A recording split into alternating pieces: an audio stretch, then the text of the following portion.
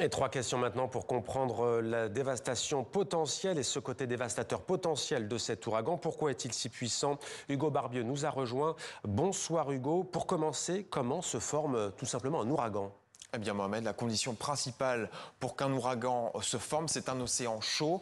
Et dès lors que l'eau atteint 26 degrés, eh bien d'imposants nuages commencent à se former.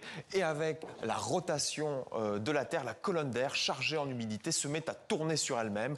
L'ouragan prend la forme d'un cylindre. Ici, sur les parois de l'ouragan, on voit bien cet air chaud et humide qui monte en spirale. Conséquence, la pression atmosphérique dans l'œil chute 901 hectopascales selon un dernier relevé, un chiffre remarquablement bas. C'est d'ailleurs pour cette raison que dans l'œil, le ciel est relativement dégagé, alors qu'en altitude, l'air qui est monté se refroidit, redescend en périphérie, la pression atmosphérique augmente et c'est cette différence de pression avec le centre qui crée ces vents pouvant être extrêmement violents.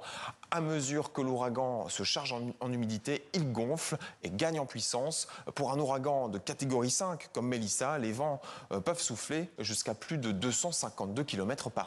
Et justement, comment expliquer la violence du phénomène, Hugo?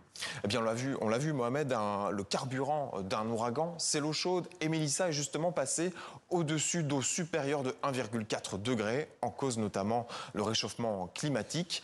Et qui dit océan plus chaud, dit aussi tempête plus puissante, mais aussi plus humide, entre 25 et 50% de précipitations supplémentaires. Et circonstances aggravantes et qui inquiètent, cet ouragan, baptisé Mélissa, se déplace très lentement, ce qui pourrait provoquer davantage de destruction. Effectivement, Mélissa avance à 4 km/h seulement. Et comme l'ouragan reste plus longtemps au même endroit et qu'il y a là un grand réservoir d'eau chaude, il puise donc davantage d'énergie, chaleur et humidité et gagne donc en puissance.